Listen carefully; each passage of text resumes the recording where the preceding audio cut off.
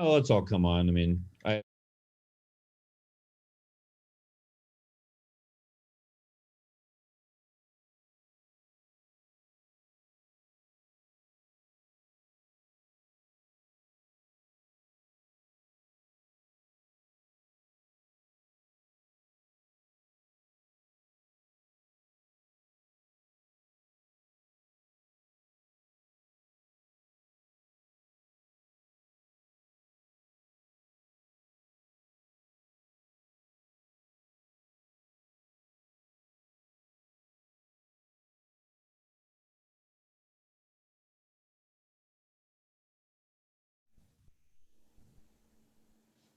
hello. Hello everybody. This is the inaugural live stream of Adventures of Power and I'm so happy to have you all here. We are honored and I'm going to do an air drum roll. Oh no, you guys are already here. Are we all Uh, Are we all all here. All here. Okay, we're all here. To one side of me, I'm not sure which way I'm pointing. Scott Reeder, drummer extraordinaire of Fu Manchu and Hello. his neighbors' heads, I'm sure. Yes. Um, and Kai Ahrens, artist. Okay.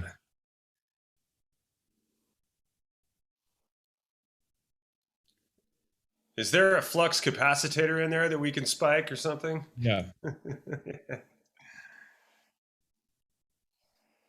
I liked Ari's thing doing this. That covers all bases. Just keep Yeah. rolling, guys. Just that, You can that hear way. it on Instagram. Just It's keep that rolling way. with it. It's that way. This is a air drum move, very famous air drum move that when I was in the Guinness book, when I got into the Guinness book, I did a cross. So I'm practicing my Guinness World Record cross. Guinness cross. Um, those of you on this Instagram, we're doing a live stream. Come over to Fu Manchu Band's Instagram page to watch us there, because Scott Reeder of Fu Manchu is with us, and I'd love to ask you, Scott. Yes. We connected because of Neil Peart, drummer of Rush and person of so many wonderful facets of life. What was your, you want to share a little bit about your experience with Neil Peart and what he meant to you personally and musically? Wow. Big That's question, you know. I think wow encapsulates pretty much all of it. Yeah, I mean, I think everybody of obviously like our generation went through a very heavy Neil phase. First, it was the wow, I'll never be able to do anything like that phase, and then I think it was the next phase was, okay, maybe I can get close to that. Actually, I have a good story that kind of encapsulates the whole thing for me. So when I was in junior high, I was in marching band, and I had been in like elementary school bands and all that stuff. And I had a great band teacher that she changed my life, literally changed my life, and pointed me in the direction that I needed to go. And so at the time, early '80s, MTV coming on and being exposed to all these drummers. I'd always been interested in drums, but playing them and getting into there. But Rush was always that thing that like, well, you might be able to play some of that stuff on MTV, but you can't do that, right? So then I don't know where it kind of shifted to where I actually could do that. But Signals was my record. Everybody says Moving Pictures, but Signals was kind of like, I was too late for Moving Pictures. I kind of caught it late, and but Signals was the album that I really like got into. Was there And that was it what was song were you air drumming to on Signals? Well, I mean, I was probably more so air drumming to probably more Subdivisions because that's the song I wanted to learn, you know? Me And, too. and Me so, yeah, so The offbeat, the offbeat, yeah. And that, and actually that one fill and funny enough, the one fill that's in the second, it's like or pretty much the third verse after the first solo. And I use this on my students now. I tell them, I say, if you can never figure out how to count a fill, you just sing it to yourself. And to us. and you you vocalize it. You make it a vocal, you know, a rhythmic melody, so to speak. So that's how I figured that out. Well, I had a band teacher, obviously in elementary school, that was great. I had a first year junior high band teacher that was awesome. My second year junior high school band teacher was horrible. He was basically your whiplash drum teacher. And so I had memorized, and I sort of moved myself up from snare drum to this. It was great. It was like a 3 rototom setup, and I was so excited to play it and, you know, learn the not quads, but trios basically.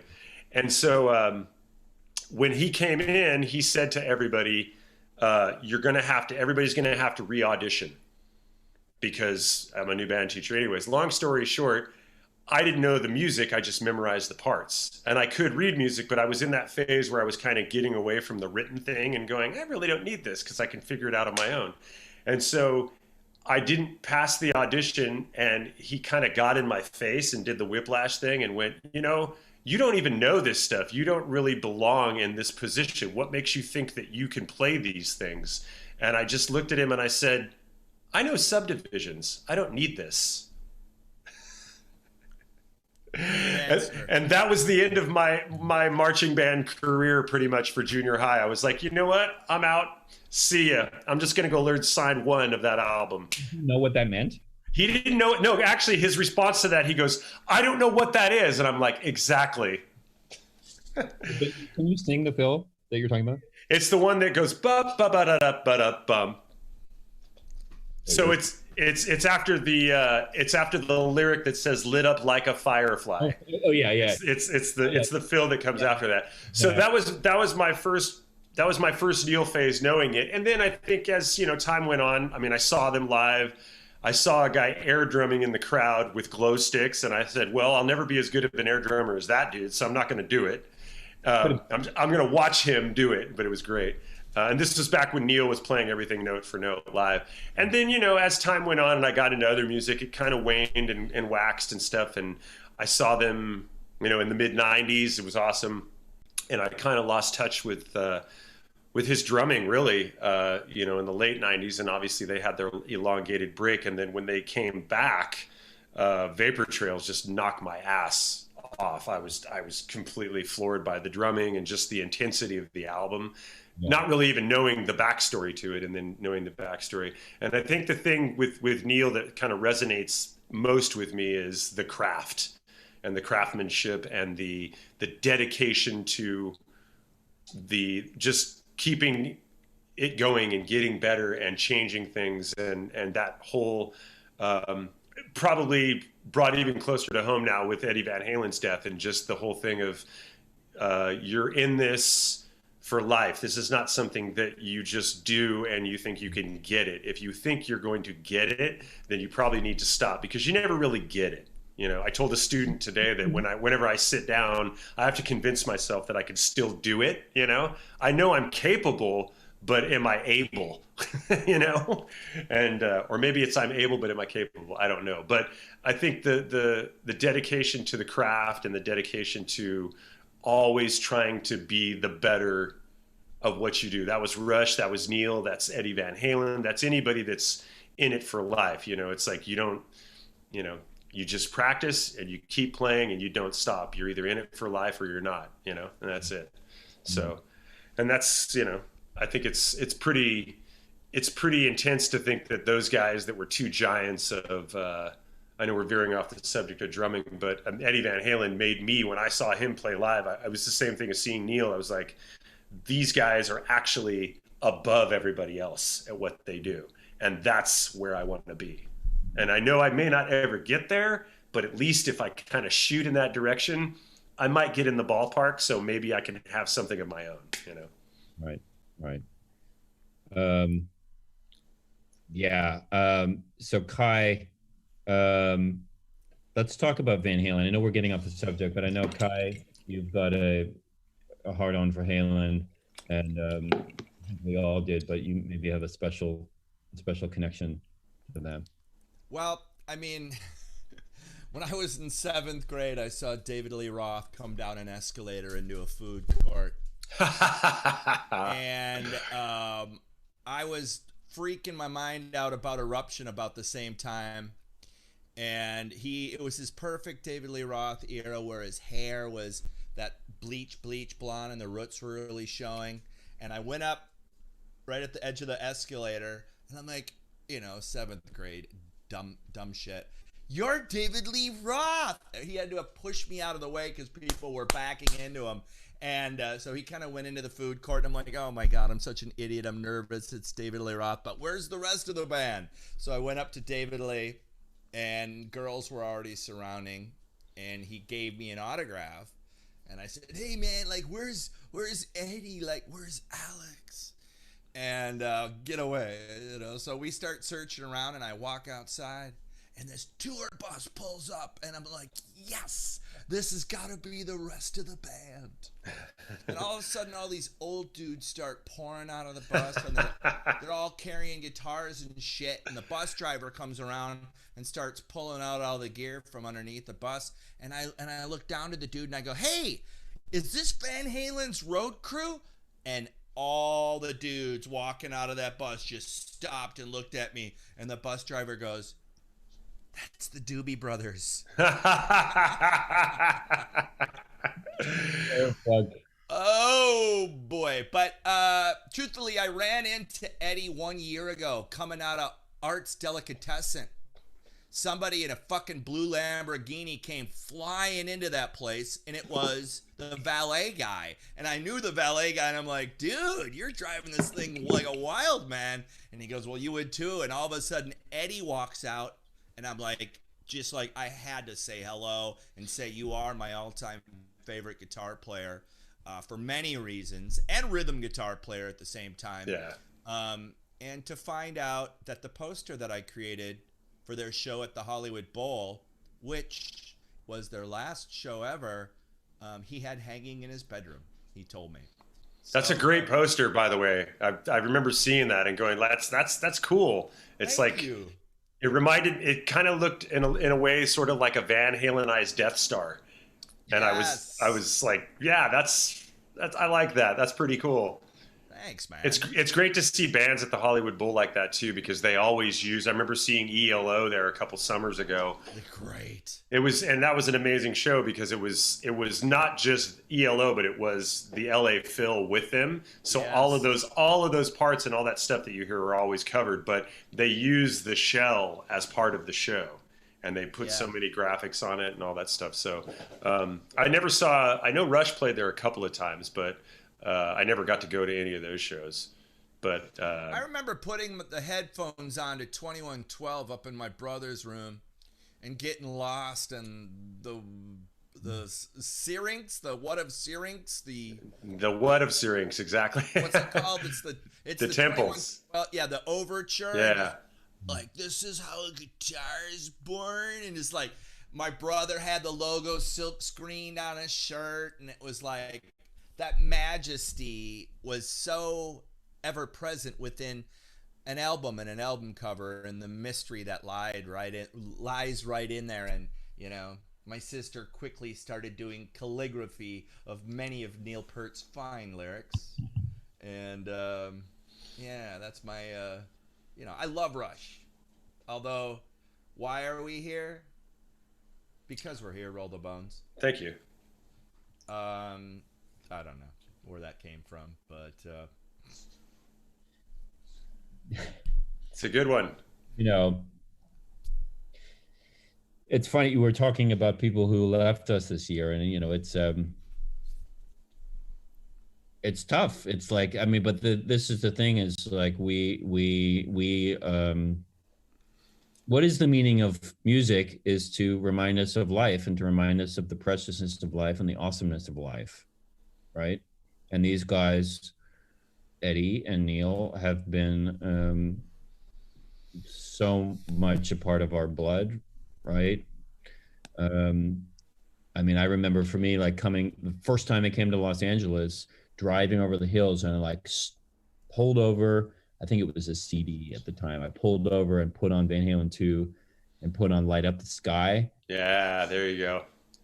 Like, that song represented being in Los Angeles, like seeing all these lights out in the city and like the way there's that little drum break towards the end with a lot of echo, and Yeah. then all the rest of the band comes kind of screeching back in through the mixing board, like Yeah.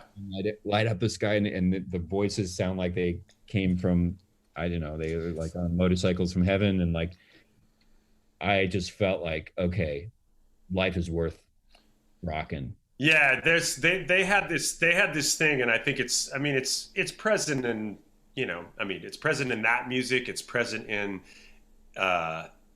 it's present for me in, like, Black Flag stuff, and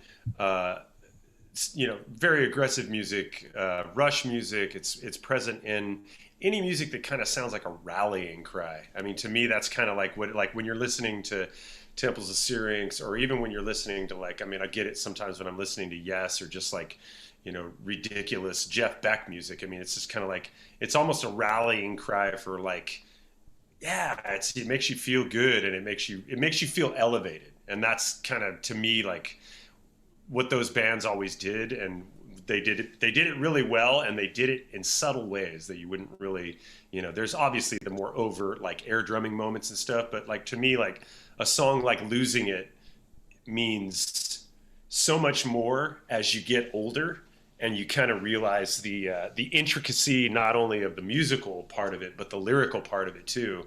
And that song always kind of spoke to me for some weird reason, which I could never get.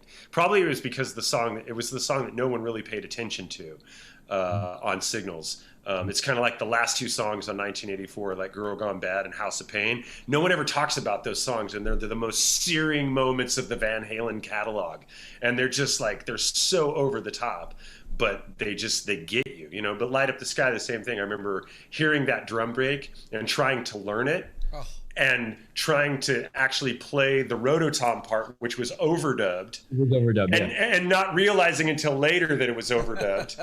Eddie actually overdubbed. I think when they would play together, like with Hot for Teacher and that song, Eddie would go up next to his brother and play the same kit at the same time. Yeah, he would play on the drums. And so, but out of necessity, out of trying to make that part work, just being one drummer and not knowing it was overdubbed, just knowing he's going, okay, I gotta go dun dun dun dun dun dun dun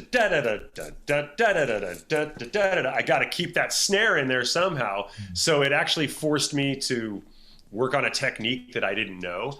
And it's funny because, like, I think Neil talks about, yeah, exactly, like putting it over there. Get it over there. And Neil talks about that in one of his instructional videos, where he talked about trying to learn a Genesis fill, and then them actually working at the studio where it was recorded. And he asked the engineer about the fill, and the guy's like, "Oh yeah, we just slowed down the tape."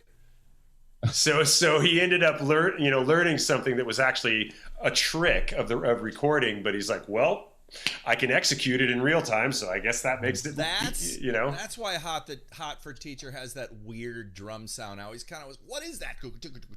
Yeah, couldn't figure it out. Yep. Van Halen swings more than you would think too, like on little guitars, and I know it gets panned, but I love their cover of Dancing in the Streets, man. The thing you got to remember about Van Halen too with covers, and I know everybody burns Diver Down and all that stuff, but that's how, it's like in Fu Manchu, we've always thought, if we're going to do a cover song, we have to do something that makes it more of ours. It's like, yeah. I've heard certain bands do cover songs and nail them just like the original. And I think to myself, what's the point? I can listen to the original. If the original is that good, Van Halen took every cover song they ever did and they made it a Van Halen song. I got some good news recently, a silver lining. I spoke with Ross Hogarth, who did the last few records for Van Halen, and there's a lot of 2-inch tape sitting there that no one's ever heard of, just, Alex and Eddie having a blast, doing what they do, jamming, few different singers singing some stuff, but if you listen to Different Kind of Truth, the last Van Halen record, those riffs are awesome. David Lee isn't at his prime, but the grooves are, and the playing is, and a lot of those songs actually came from their earlier earlier period. Yeah, it's I was going to get so Van Halen heavy tonight, but I don't mind. well, it's funny too because I remember reading an interview with Geddy Lee recently where they asked him about if there's any unused Rush stuff, and he's like, nah, if it wasn't good enough, we didn't work on it, so there's not a lot of stuff hanging around, you know, which makes me happy for like, you know, I always wondered why they released a live album with every tour and why they did a live DVD. And now I'm happy that they did, you know, because anytime I want to see it, I can go like, oh, there's something from the last, you know, 15 years that I can watch, or I can watch something from, you know, a long time ago. But yeah, so that's kind of like my sort of experience with, you know, with Neil is more of a just really appreciating, even if there were albums where I kind of waned on either the tunes or you know, I mean, I don't think you could put out so many records and have everybody love everything. I know certainly there's records that we put out that people have gone like, yeah, what's that, you know? And later on, people go like, hey man, that's great. So it's like you never know. But I think just his dedication to, you know, always being prepared, the whole practicing to practice thing, you know, I was like, what the hell is that? Who does that? And then I started doing it, and I started doing it so much that my bandmates were like, you kind of need to ease off a little bit. Like there was a tour where I was playing all the time, and finally we're all like individually and collectively going like, can you give it a break a little bit? Can you just like, can we have some silence, you know? You know, because like he was obviously what a lot of the fans were scared of him, or like, you know, because he was not one for the public eye, but at the same time, like this idea that he's a god, you know, he was this god, he was the professor, but he, you know, he flew off to Africa to study with people. He was constantly studying, constantly trying to improve, constantly trying to expand his horizons, which is a beautiful kind of lesson for everyone. You know, he never was like, okay, I got my thing and this is my thing. He's always like, yeah, I gotta figure some shit out. I mean, it's inspiring to me. Yeah, I think that's something that I take from I take that on a daily basis from my students. Actually, I'm constantly learning from them, you know, and I feel so really lucky in that way, especially, you know, over the last few months, you know, have never really stopped teaching since March. And I think I've learned so much from so many different people, and people that I've been able to focus a little more time on that maybe other students that I hadn't before. But, you know, they enlighten me to things. They enlighten me to music that I haven't heard. You know, it's great when they catch me in mistakes and they go, isn't it that? And I go, oh, like, yeah, you're right. I heard it this way all along. We were learning Where Eagles Dare the other day with a student of mine. And so we had the chart and we were going through it, and we get to this one part, and I always thought he did 3 of the same fill there. He only does 1. Oh, and it's not the toms, it's the snare. And I'm like, that kind of makes it a little bit easier. And the student goes, well, does it though? Because you really got to whack that snare as hard as he's doing, and you got to roll that left hand. And I'm like, yeah, you're right, you do. So it's to be open to that. I mean, I can't understand from a teaching standpoint how you could ever think that you know everything. You know? In the comments, I have people bringing up Django Reinhardt, who, you know, just as an example of the wonderfulness of what people can do if they never stop. Django, I think, started on and then he lost his fingers and he trained himself to play this incredible guitar with 3 fingers or just his thumb or something. Mm-hmm. And yeah, I mean, I just want to bring up one thing just for those who don't know this, that the re-release of Adventures of Power, the air drumming extravaganza that people will be watching as they come to the screening, is supporting MusiCares, which is a Grammy organization that supports musicians in need. And during this difficult time, it's an especially important organization. It's something that I know that Neil was passionate about, music being such an important part of culture, such an important part of people basically having their brains develop. It's important to have musicians, because I mean, he and I talked about this idea that has been studied, that children's brains grow much more if they're exposed to music and to complexity through music. So Yeah. It's also towards the end of people's lives as well. I directed Glenn Campbell's last 3 music videos when he had Alzheimer's, and he managed to pull off 150 tour dates while with full-blown everything with his Alzheimer's, but that music kept him going, right? That's interesting you bring that up, because I honed in on that part of that movie where he was sitting down with his friend, and they were it was like they were at a family gathering. It wasn't one of the tour dates, but it was him and a friend, and they were just playing acoustic guitar. And I think, I don't know if it was his wife or his daughter was talking about how the doctors thought that because that part of his brain was so developed and that muscle was so flexed for so long, that it was like a stronger ring on the tree, that all the other rings may have gotten weaker, but that one was probably the last one to get weak. Yeah. And so it's, you know, and I think I see that intuitively when I find myself like just absent-mindedly doing it. I mean, I've been doing that for 40 friggin' years, you know? And I still do it to this day. It's like when I used to work in a drum store and people used to ask me like, doesn't that noise bother you? And I'm like, you don't understand. I hear that noise in my head all the friggin' time. Yeah. So why would it bother me? It actually makes me feel good, you know? People will be at your funeral and all of a sudden from inside the casket. Yeah, exactly. Yeah. Credited us for eternity. In 100 years. Yeah, I will tell everyone, you have to sing "Always Look on the Bright Side of Life" or you can't get in the funeral. Oh, that's kick ass. Eric Idle. Yeah. So are you guys all, well, who are you guys? The Neil Peart special that Modern Drummers put on is something that they as co-sponsors of us re-releasing the movie, want people to know that we have this wonderful special about Neil with tons of drummers and people talking about their experience with him and about his musical influence. And so everyone, please go to moderndrummer.com and watch it. Yes, watch all those dudes rip. Yeah. Watch Alex from Mana do crazy stuff. That was pretty insane. I mean, it was all great, but it was just, I was like, damn, yeah. Like way beyond my pay grade. Well, you know, I've seen some fans talking about Godzilla. So, you know, there are, although Godzilla was recorded before you were in Fu Manchu, or what's the story with that? Which, sorry, I didn't catch, they're talking about what? I think they're talking about the Fu Manchu cover of Godzilla. Oh yeah, that was Brant that played on that. Yeah. Yes. But you know what? You play it live. I do. And you rock. I have probably played it live more times than he did.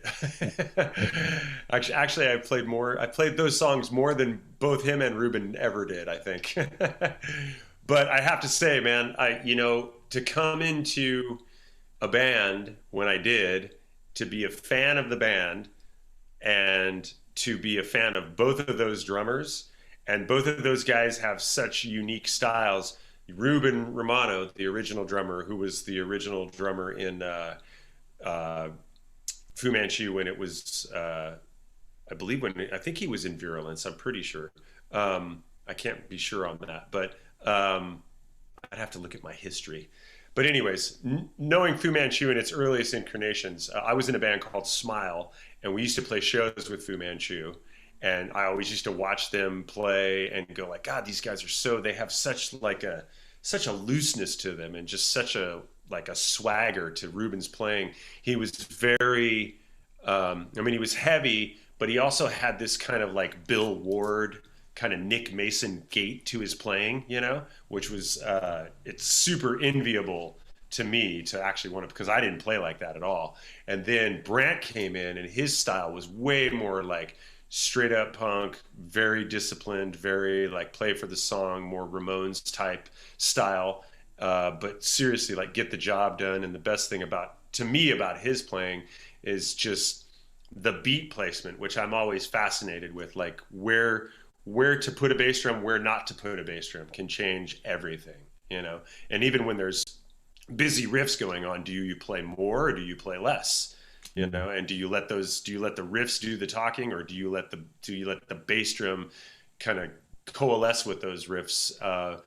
I'm a drummer that I've played mostly in most bands I've been in two guitar players. I don't necessarily play to the bass players, although I've been lucky to play with some kick-ass bass players. But like I was explaining to someone today, in my monitor on stage, I have Scott Hill. I don't have Brad, our bass player, because I can feel Brad's low end on stage, but I need to listen to the rhythm guitars because Brad plays very musically.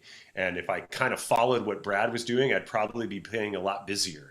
So I kind of want to stay out of his way, but play more of a rhythm-based stuff. So to have those two drummers precede me, it was kind of like, what do I do? You know, I got to play all their stuff, but now I got to kind of like make my own. And luckily, it's been one of those situations where I've always kind of approached it with like, I want to honor what they did, but I also want to put a little bit of my own in there.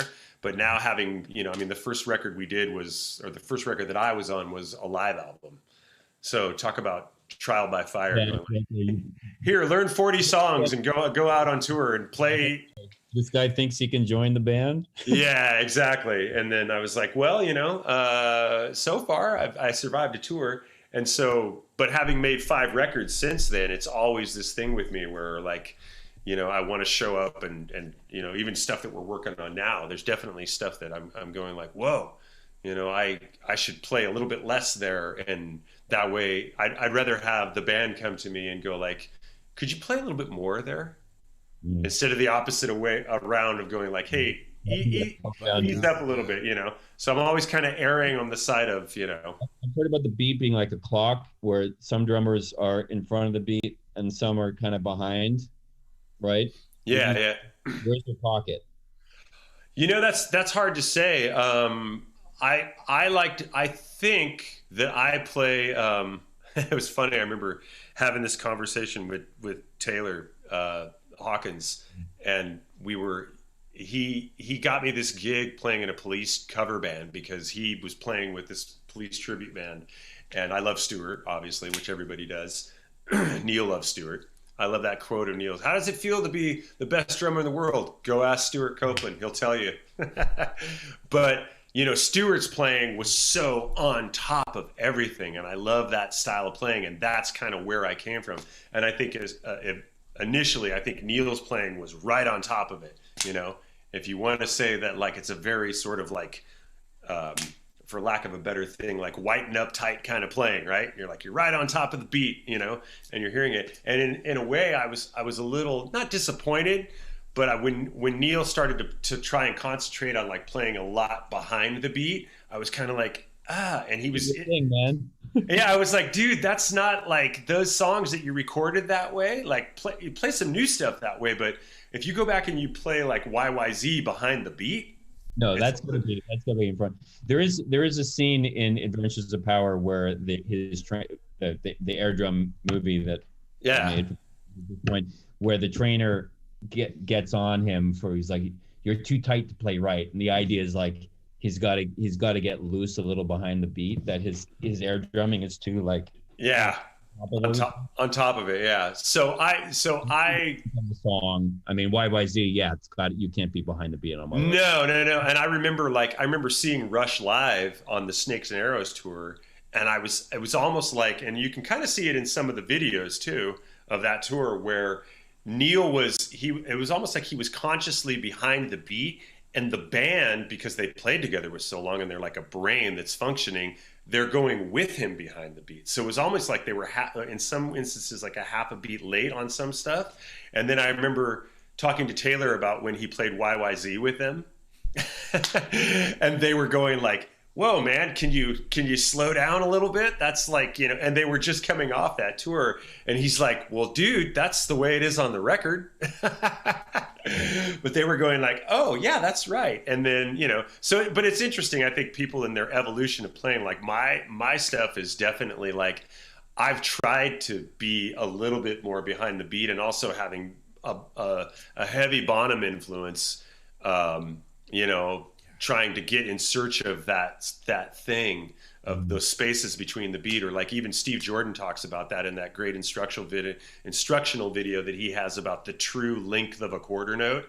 And like, what is the actual length of a quarter note? It's not the one, it's the one and, you know, it's kind of, it's like, if you understand that, it makes a big difference. Listen to the new AC/DC song and listen to the space in Phil Rudd's playing. You hear it immediately. It's a good song too, I got to admit. It's a great song, and it's so great to hear him play, and you hear that space. Yeah. You hear that space in his right hand, and you go like, I could sit down and I could chart that out for somebody, tell them exactly what he's doing, but unless you have that gate in your left hand that he has, it just don't sound like AC/DC, as it shouldn't. You know, it's like, so I don't really know where it depends on the song where I lie, you know, and I know that some stuff needs to be like pushed and some stuff needs to be pulled. And for me, it's always it's a constant being aware of that. You know, I've played with guys, you know, like I played with Johnny from Social Distortion, his solo band, and the bass player in that band, Brett Harding, the guy who plays bass in Social Distortion, one of the most giving musicians that you'll ever play with, because it's just the nod of his head and seeing where his head goes. And that's kind of what I follow, you know? So I'm always kind of, and you know, same thing with Brad. Like I watch him and I watch his fingers and see how his body movements are. And sometimes it's like the band is feeling it different than you are, you know? And sometimes you're trying to pull them in one direction and they're pulling you in the other. And it's kind of interesting where sometimes you meet and sometimes you don't. And you know when you don't, when the other three dudes look at you and go like, maybe a little bit more this way. And you go, okay, we'll go that way. Hey, Kai, you want to talk a little bit about what you're doing with the Neil Young show before we start the movie? The crowd Sure.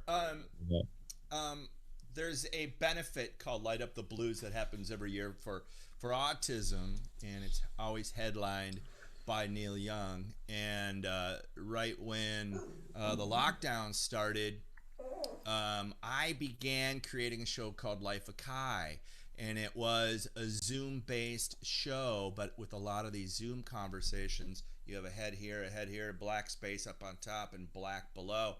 And you know, I'm an artist and a video director, and I always thought, I want to create a show where not a single pixel is wasted. There's always something to view and to do.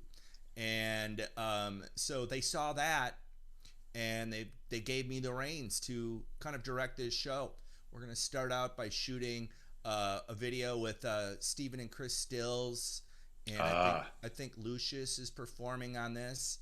I'm not sure if I'm supposed to be announcing all this, but I think I am, because this event was already supposed to have happened, and it is now turning into a show instead of a live event.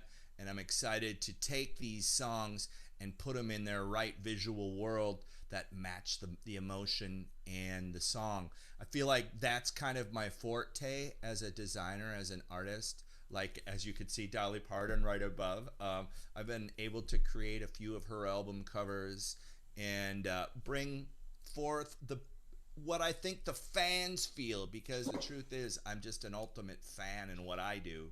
And by bringing that to the actual performance, I think it'll enhance, because a lot of the Zoom shows, you know, hey, I'm sitting in my living room right now, I'm gonna got a guitar, I'm gonna crank it, oh wait, my dog's barking, you know, I'm just trying to, we're in this state now, and we're gonna be here for a Scott, while. I just want to interrupt and say there's some of the chat has complimented Scott's dog. I'm not even kidding. We're like, that dog is amazing. So hello, she's back. Adorable. So that's it in a nutshell. Hey, you say Stephen Stills and I'm interested right away. That guy is I gotta give a shout out to the Manassas record, one of my all-time favorite records, and Chris Stills' first solo record on Atlantic Records. That was I was actually trying to get that gig at the time that he was just starting that, because my band was still on Atlantic, and I was like, oh man, it'd be great. When did Fu Manchu start? Well, Fu Manchu actually started in 1990, so this is our 30th year. Wow, that's so cool. Yeah, this was our 30th anniversary year, and like everyone else, our tour dates got blown out and all that stuff. We're actually working on something that, well, we're hoping to have something going before the end of the year. We haven't played a gig this year, and we are hoping to do a 30th anniversary gig, which everyone will be able to see. From a special, historical, wonderful location that needs to be saved, like all independent venues.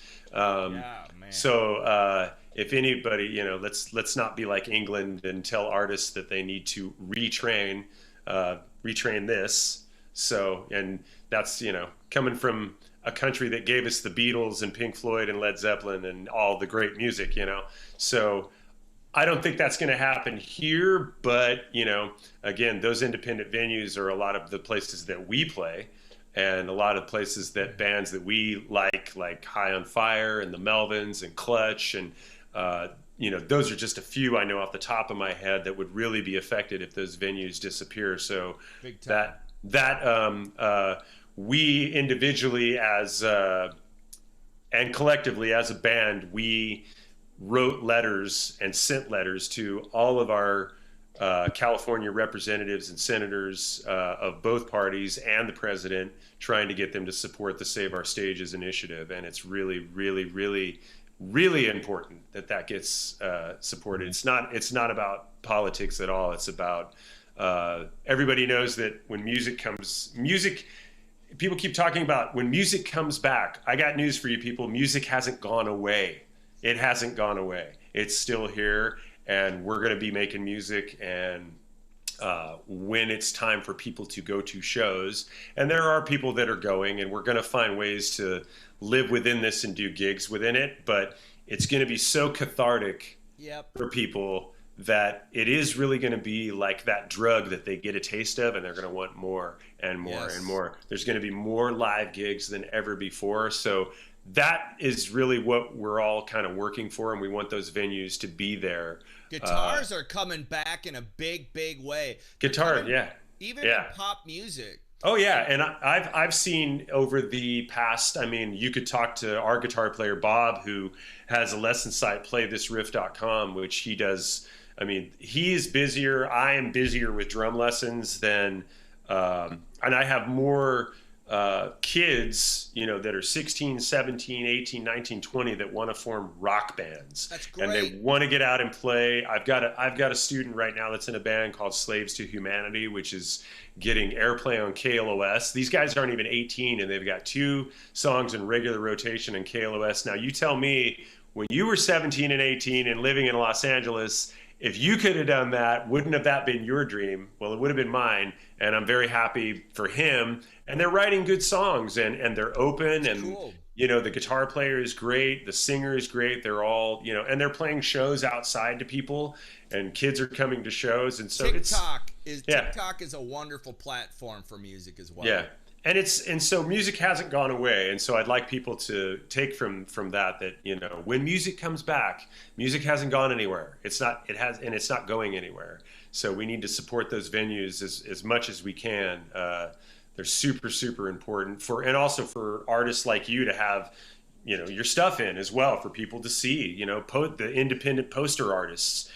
We made sure that when we did those letters to the Congress, that we cited all the people that design T-shirts, that do silkscreen posters on a local level, that sell those posters at our gigs, that create fan sites and things like that. I mean, it's super, super important for local economies, because when we come through, it's like people come and, we're lucky enough to have a fan base where people drive from out of town. So say this, they support local economies. They stay at hotels, they eat in local restaurants, they get gas along the way. It's kind of like interstate commerce, which we do the same thing. We're staying in hotels, we're eating in restaurants, we're doing all that stuff, By the way, you see the Roxy here? Yeah, I saw that. Yeah. They let me paint it. Yes.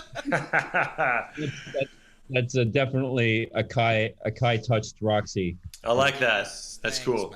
Man. So I think it might be time for us to move to the movie. Cool. and airdrummer.com is where we're screening the movie. Anyone who can't watch it right now can come there later. Go to adventuresofpower.com. It's on, Adventures of Power is on Amazon for free. Nice.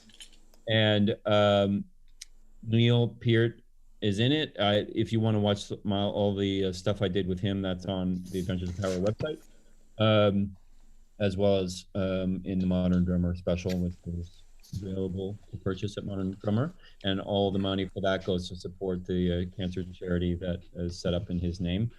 Awesome. What else? Can I just get a moment of air drumming from Kai and Scott, because I know deep down you're air drummers. I'm gonna say you go first. There we go. Kai does it first. Can Okay. you guess this air drum? Do it again. Oh, that's Phil Collins. No. Oh. $1 Billion Babies. Boom, bap, bap, bap, bap. Ah, nice. All right. Nice. Very good. Very good. You want to do subdivisions for us? Me? I don't think I could air drum subdivisions. I don't think I could do that. Okay. I could probably do a nice growl. But actually, and that's not a growl. He'll tell you that's Chad Channing all the way. Okay. So Chad Channing, there you go. Okay, you just did a Chad Channing. I just did a Chad Channing. I heard him tell Bobby Z that it was Bobby Z. But anyway, that's another story. I don't know. For my Guinness record, I did a combo of Phil Rudd, Neil Peart, and Tommy Lee. Oh, that's pretty good. Yeah. Thank you guys so much. We're going to move to Twitch, which is at airdrummer.com, and there will be a chat window, just a kind of a written chat window. So if you guys can or have any time and want to stay, you can answer fan questions. Otherwise, I'll keep all the fan questions to pass to you. It's super fun to talk drumming and air drumming and music and life and art and how we all need to keep the music alive. Yes. So the movie is supporting Music Cares. Anything you can do to support venues and artists and films in this strange time we're in. Let's all steer this ship away from the apocalypse and move towards an art utopia. There you go. I like your style. Hey, I've actually got to sign off here. So thank you guys very much for having me. Thank you. We're moving over to everyone. Move over to airdrummer.com. Go that way. Don't go this way. Go that way. Okay. All right. Thanks, Ari. Thank you guys very much. Thank you. Cheers. Have a great Monday. Have a great week. Peace. Talk to you soon. All right. Cheers, Bye. man. Bye-bye. Bye.